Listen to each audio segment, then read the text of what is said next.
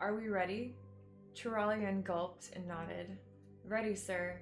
Lothar nodded and turned away, frowning, and for a second, Turalian worried the expression was because of him. Had he given the wrong response? Had Lord Lothar wanted more detail? Was there something else he was supposed to say or do? Stop it, he warned himself. You're panicking. Again, calm down. You're doing fine. He's frowning because we're about to go into battle, not because you've disappointed him. Forcing himself not to think about it anymore, Turalian gave his gear one more inspection. The straps of his armor were all good and tight. His shield was steady on his arm. His warhammer was slung from the saddle horn. He was ready as he could be. Looking around, he studied the other figures nearby. Lothar was talking to Uther, and Turalian envied both men their poise. They looked slightly impatient, but otherwise completely calm. Was that just something you picked up as you got more experience? Khadgar was looking out over the plain and must have sensed Turalian's gaze, because he turned and gave him a weary smile. Nervous? The mage asked. Turalian grinned despite himself. Very, he admitted. He had been raised with a typical sense of respect, but wariness toward magi. But Khadgar was different. Perhaps it was because they were near the same age, though the mage looked decades older. Or perhaps it was simply that Khadgar didn't hold himself above non-magi the way Turalian had seen other wizards do. They had struck up an easy conversation that first day, after Archbishop Fowl had introduced all of them, and Turalian had found himself liking Khadgar. He liked Lothar as well, but was in awe of the champion's experience and martial skill. Khadgar was probably more powerful personally, but somehow he was more approachable, and he and Turalian had become fast friends. He was the only one Turalian felt safe telling about his fears. Don't worry about it, Khadgar advised. Everyone is. The trick is to just work past that. You're nervous too? The mage grinned. Scared Spitless would be closer, he revealed. I have been every time we've been in combat. And it was Lothar who told me, after one encounter, that you should be scared. Because the man who isn't afraid gets careless, and that's when he gets hurt. Turalian nodded. My instructor said much the same thing. He shook his head. It's one thing to say that, though, and another to believe it. His old friend patted him on the shoulder. You'll do fine, he assured. Once it starts, you'll be too busy to think about it. They both turned and looked out again. The Hillsbrad region was so named for its rolling foothills, and the Alliance army was spread across the last lane of those hills, facing Lordaeron's south shore and the Great Sea beyond. The Horde ships were approaching even as they watched, massive, unwieldy vessels of dark metal and blackened wood, without sails but with row upon row of oars. Lothar intended to meet the Horde as it emerged from the water, before the orcs had a chance to find their footing. Proudmoore's navy had already assaulted the ships during their passage, destroying several vessels and sending thousands of orcs to the bottom of the ocean. But the Horde was so numerous that they had merely picked off the outermost ships while the rest sailed on past. They would still be fighting aplenty when they landed. They are almost ashore, Ilaria reported, her sharp elven eyes seeing farther than theirs. She turned toward Turalian. Best ready your men for the attack. Turalian nodded, not trusting himself to speak. He had seen women before, of course, but nothing about his order forbade relationships or even marriage. But the elven ranger made every other woman he'd ever met seem both weak and rough at the same time. She was so confident, so graceful, and so lovely his mouth ran dry every time he saw her, and he often found himself trembling and sweating like a horse that just ran a hard race. And judging by the glint in her eyes and the half-smile when she said anything to him, Turalian suspected she knew and enjoyed his discomfort. Now at least he had something to distract him. Signaling his unit leaders, Turalian gave them the go-ahead gesture. They in turn gave an order to their heralds, who sounded the advance on their battle horns. Within minutes, the entire Alliance force was in motion, marching and riding slowly, but steadily down the hill toward the shore. As they closed the distance, Turalian made out more detail. He saw the first line of the ship's beach itself, and dark figures swarm over its side, stomping up the rocky beach and toward the foothills. Even from here, he could see they were broadly built, with thick chests and long, powerful arms, and bandy legs that ate up the distance. They brandished weapons, axes and hammers, and swords and spears, and there were a lot of them. "They've reached the land," Lothar shouted, drawing his massive great sword with a single sweep and holding it aloft, the gold runes along its blade catching the light. "Charge, for Lordaeron." He spurred his horse and it leapt forward, past the Alliance ranks, the golden lion on his shield catching the light. "Damn!" Turalian kicked his own steed into a gallop and took off after his commander, snatching up his hammer and dropping his helm into place as he moved. He saw soldiers scrambling out of the way and others hastening to catch up, and then he was past them and in the narrow stretch between the two armies. But soon enough that vanished, and he crashed full force into the orcs, reaching them just as Lothar's first swing took down several, and others advanced toward his horse, determined to pull the champion down and tear him apart. No, Turalian swung as soon as he was within reach, his hammer catching an orc full in the head. The creature dropped with barely a sound, and Turalian knocked a second one aside with his shield, battering the orc away long enough to bring his hammer back around and smash at that as well. By the light, they were ugly. Lothar and Khadgar had described them, but it was not the same as seeing them firsthand.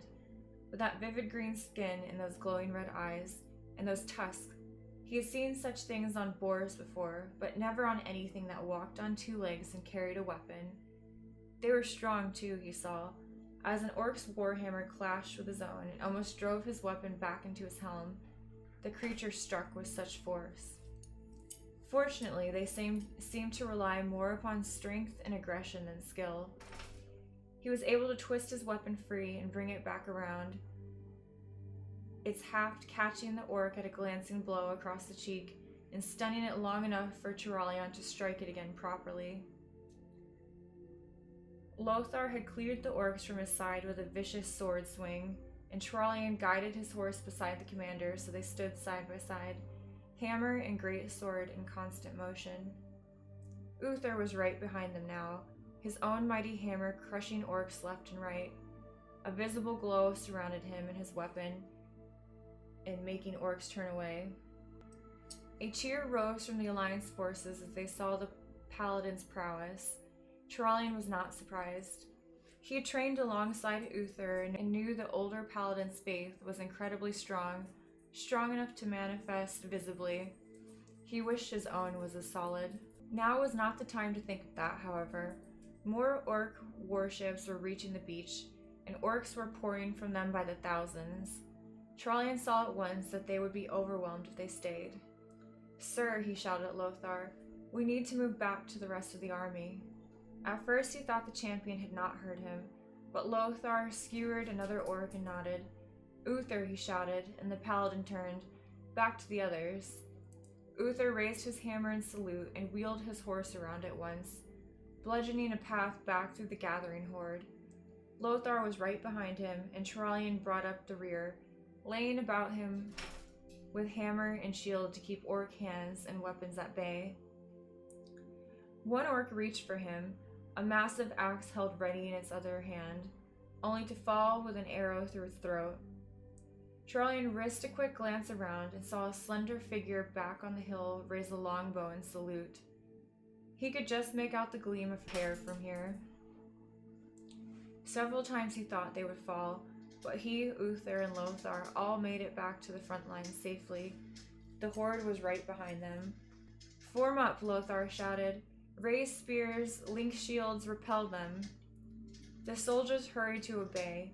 They had been standing ready but separately, individuals rather than a unified force, but that would not work against the Horde's superior numbers. Now they moved together, forming a solid shield wall that bristled with spears, and the Horde crashed into that. In several places the wall fell, a defender overpowered by an Orc's charge, but much of it held as Orcs fell back, clutching new wounds. Some dropped and did not rise again, though their fellows quickly swarmed over them. A second wave struck the shield wall, collapsing more sections, but again the Orcs took heavy casualties. Turalyon signaled the nearest unit leaders and was pleased to see them respond quickly. A second shield wall already forming behind the first. They could build wall after wall, and if each one cost the Orcs as heavily, they could whittle away the Horde until it was small enough to face the creatures directly. But the Orcs were clearly not stupid. After the third collision, they held back, as if waiting for something. And Turalyon soon saw what? A handful of heavily cloaked figures advanced. Each wore a cowl low over its face, so only the eyes were visible deep within, and each carried a strange glowing truncheon. These creatures rode strange, heavily barded horses with glowing eyes, and charged forward, directly toward the shield wall, and raised their truncheons as they approached. Turalyon felt as much as he heard a strange buzzing, and the soldiers directly in front of the creatures collapsed, clutching their heads as blood poured from their mouths, noses, and ears. By the light, Uther was standing near Turalyon and bristled at the sight. The fiends, they wield dark magic against us. He raised his hammer high, and his head glowed silver like the moon. Stand fast, soldiers, he shouted. The holy light protects you. The glow spread from the hammer, shining down upon the warriors and bathing them in its light. And when the cloaked figures raised their hands again, the soldiers winced but did not fall. Then Uther came crashing down upon them.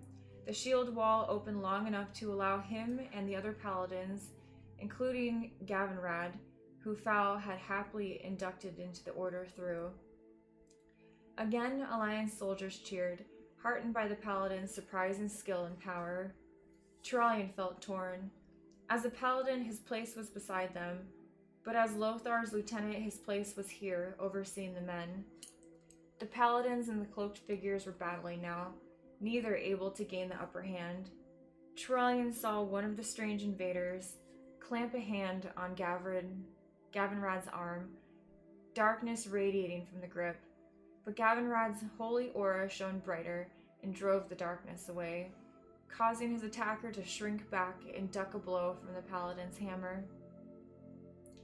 Meanwhile, the Orcs continued to batter at the shield wall, tearing holes in the defense only to have another soldier step up and fill the gap.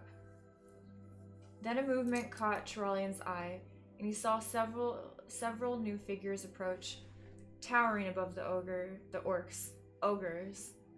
The massive creatures advanced, swinging their rough clubs that were little more than uprooted trees, and whole sections of the shield wall collapsed.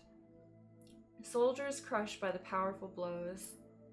The Horde poured forward through gaps, seeping in among the Alliance soldiers. Change tactics, Turalyon shouted at the nearest herald, knowing the man would relay the orders with his horn. Small shield units, pull back to the hills and regroup. The soldier nodded and raised his horn, blowing a short burst and another. At the sound, the unit leaders began shouting orders of their own, gathering their soldiers and retreating while keeping the Orcs at bay. The Horde tried overrunning them, but the Alliance soldiers were clumped too close together and kept their weapons up, jabbing at any Orc that came too close. Each unit had its shields linked as well, forming a small shield wall around them. The Orcs overwhelmed several units by sheer numbers, crashing into the warriors again and again until they faltered, but most of the Alliance soldiers were able to pull back successfully. Turalyon rode along the ranks at the base of the hills, organizing them. He set up another shield wall there, and as each unit retreated to it, the wall opened to allow them in, then closed behind them. Those soldiers then reinforced the wall themselves and helped bring other units through safely. Trollian tasked the archers with keeping the orcs away from the wall as much as possible, harassing any creature that came too close to pulling down a defender. They were taking a heavy toll upon the orcs, but the horde was still beaching ships and adding more to the battle with every minute. "We cannot hold them for long," Trollian shouted to Khadgar, who had just done something to make a strange orc collapse near the boats. The orc had been dressed in robes rather than armor and had carried a staff instead of a sword, so Trollian guessed it was a warlock, their equivalent to a mage. "We need to do something to keep them from reaching the hills. If they do get past us, they'll advance straight north to the capital city." Khadgar nodded. "I will do what I can," he promised. The young old wizard concentrated, and the sky above them darkened. Within minutes, it went from a clear day to ominous black clouds. The sudden storm centered upon Khadgar, the mage's white hair dancing about him. Lightning flickered in the sky, and an answering spark danced across his outstretched fingers. There was a shattering boom, and a lightning bolt leapt forth, not from the sky but from Khadgar's hands, its light splitting the darkness. It struck just shy of the shield wall and a cluster of orcs, and they went flying, burnt to a crisp by the powerful bolt. A second one struck, and a third, and Trollian used the magic attack to his advantage. He regrouped his men, shoring up the shield wall, and also sent soldiers forward with brush and tinder. They laid fires in the orc path, creating a raging blaze that stopped the horde from advancing to the west. That reduced the risk of their surrounding the Alliance forces and made them easier to contain and block. Nor were the orcs slow to notice. Several of the creatures stepped forward, trying to put out the fire, but elven archers shot them down before they could reach the flames. One fell into the fire instead, and screamed as it consumed him. That made the others shrink back again. The ogres were a problem, however. One lumbered through the flames, burning its legs but otherwise not slowing down. Trollian directed a full unit against it and targeted it with ballista as well, but the ogre downed many warriors before it finally fell, and others were approaching behind it. "Target them," Trollian told Khadgar. "Take out the ogres." Khadgar glanced away, and Trollian saw that his friend looked truly exhausted. "I will try," the mage agreed, "but drawing forth the lightning is taxing." An instant later, a lightning bolt burst from his fingers and struck the lead ogre, killing it at once. But even as its massive blackened corpse fell, Khadgar shook his head. "That is all I can do," he warned. Trollian hoped it would be enough. The other ogres hesitated, even their small brains able to comprehend the danger, and that gave his men time to target them with arrows and more ballista. The shield wall still held, but the horde was massing again, and before long it would be able to simply roll over the defenders, its losses barely diminishing its bulk. Uther and the other paladins had not returned, and Trollian could only assume they were still keeping those cloaked figures at bay. He was still wondering what to do when Lothar appeared beside him. "Ready the cavalry," the champion shouted, "and sound the charge." "Charge? Into what?" Trollian stared at his commander for an instant and shrugged. "Well, why not? Their defenses could not hold out forever." He signaled the herald, who blew a might blast. Then those warriors on horseback came forming up, and Trollian swung in with them, placing himself just behind Lothar, who rode at their head. The shield wall parted for them, and they crashed into the horde's front ranks, carving a path back through the orcs. After a minute, Lothar signaled, and they wheeled about, the archers providing cover as they swung clear. Then they struck again. They were readying for a third charge when a drum beat from somewhere within the horde, and the orcs fell back. "We did it," Trollian shouted. "They're retreating." Lothar nodded but did not turn away, watching as the orcs turned and ran a short distance, then regrouped. Then the creatures turned and began moving again, at a fast march to the right of the Alliance forces. "They're heading east," Lothar said quietly. He made no move to chase them. "Into the hinterlands." Are we going after them? Turalian asked. His blood still racing from the charges, and he wanted to run after the orcs and smash them all. We have them on the run.